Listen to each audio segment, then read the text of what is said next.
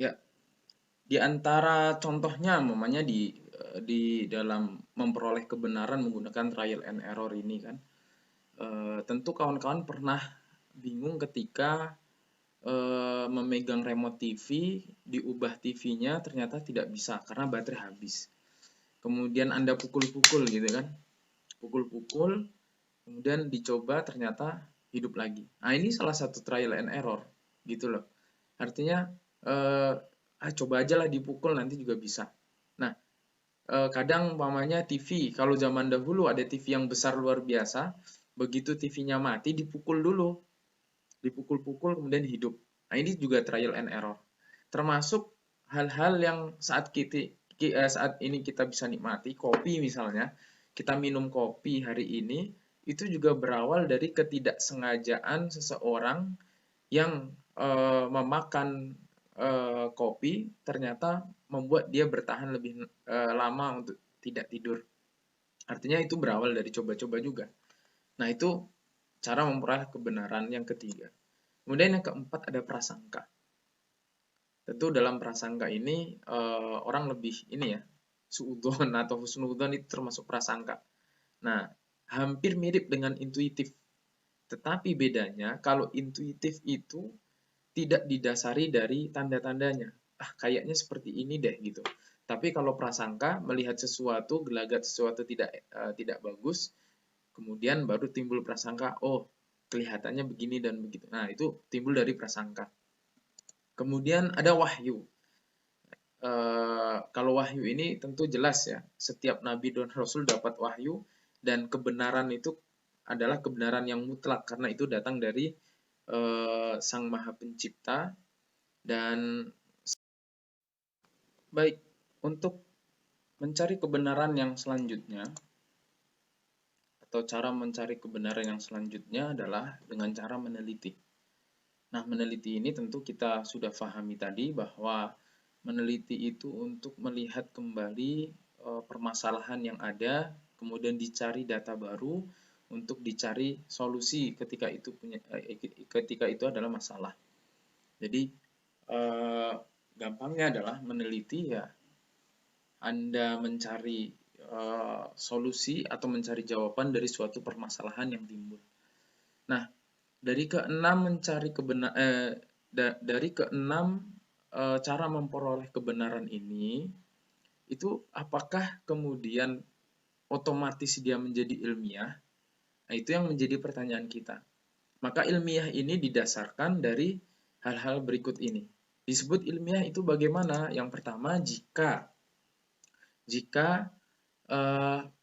data yang kita ungkapkan atau fakta yang kita ungkapkan itu adalah berdasarkan data yang ada. Jadi Anda mengatakan bahwa anak MPI atau anak IAT ataupun anak Steinsar begitu ya, itu seluruhnya sholat tepat waktu. Punya data atau tidak kalian? Nah, begitu. Atau umpamanya seluruh anak Steinsar mengenakan jilbab syar'i, yaitu yang menutup leher dan juga dada. Nah, ada datanya atau tidak? Kalau Anda memiliki data, itu baru disebut sebagai ilmiah. Kalau tidak memiliki data, itu hanya sebatas statement belaka dan belum bisa dijadikan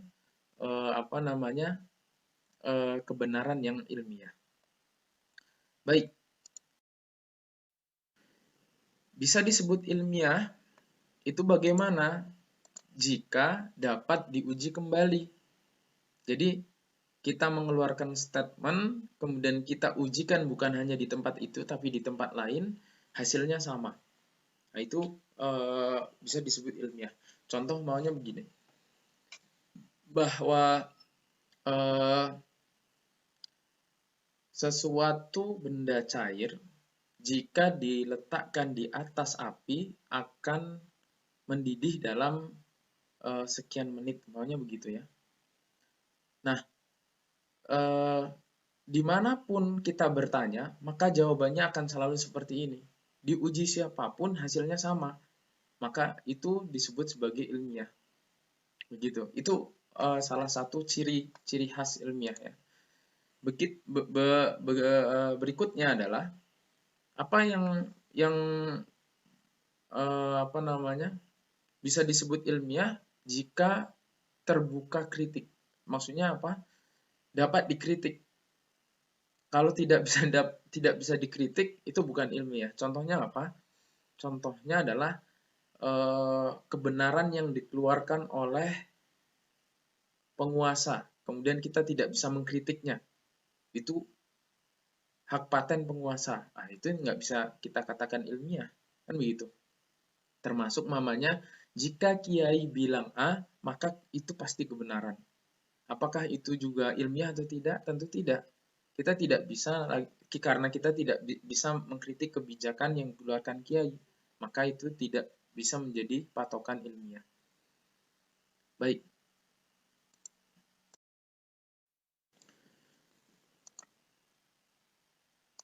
Ciri ilmiah selanjutnya adalah sistematis. Jadi dalam mendapatkan kebenaran itu menggunakan cara-cara yang sistematis. Jadi dia harus melakukan step by step ya. Nah, itu namanya sistematis. Dia harus melakukan apa dulu, kemudian ngapain dulu gitu ya. Nanti kayak contohnya dalam penelitian kita membuat perencanaan dulu. Setelah perencanaan nanti di dalam perencanaan ada observasi. Kemudian setelah observasi melakukan menulis perencanaannya. Setelah itu baru ada pelaksanaan. Setelah pelaksanaan kemudian nanti ada evaluasi. Nah, itu namanya sistematis. Hasil daripada itu bisa dikatakan bahwa itu adalah ilmiah. Kemudian konsisten. Konsisten ini hasilnya cenderung sama. Kalau dilakukan dimanapun dia hasilnya akan sama. Jadi konsisten. Tidak kemudian kita mengeluarkan statement hari ini itu A, nanti sore berubah menjadi B. Begitu. Nah, ilmiah itu cenderung sama. Kalau yang pertama itu A, maka nanti sampai kapanpun, karena itu adalah sebuah temuan, menjadi A. Kecuali ada penelitian ulang yang menegaskan bahwa penelitian terdahulu itu tidak benar. Gitu ya. Nah, ini terakhir ya, tentang penelitian itu harus objektif. Artinya objektif apa? Tidak di dalamnya tidak ada intervensi daripada pandangan si penulis. Jadi umpamanya dalam menuliskan sesuatu kita tidak baper ya, umpamanya begitu. Umpamanya dalam melihat sesuatu itu berdasarkan fakta. Pertanyaan berikutnya adalah kenapa sih kita harus meneliti? Gitu. Kenapa kita harus meneliti? Nah, ini menjadi pertanyaan dasar bagi seluruh akademisi yang ada. Kenapa Anda meneliti? Gitu ya. Dan ini adalah prinsip yang harus dipegang oleh kita bersama. Pertanyaan yang seperti ini. Nah, kenapa harus meneliti? Ya, karena ada kesenjangan, gitu ya. Antara kesenjangan, ya, jadi intinya begini. Ketika Anda menemukan kenyataan tidak sesuai dengan teori, atau kenyataan yang tidak sesuai dengan harapannya, maka disitulah Anda harus meneliti. Contoh umpamanya, Anda sudah melakukan atau untuk kawan-kawan yang MPI sudah melakukan langkah-langkah manajerial yang bagus di sebuah sekolah, ya sesuai teori. Idealisme kalian sudah dipraktekkan, tetapi ternyata hasilnya tidak sesuai dengan yang diharapkan. Maka di situ Anda harus meneliti apa penyebab daripada masalah yang timbul. Kemudian kalau di IAT misalnya tentang ayat-ayat Qur'ani.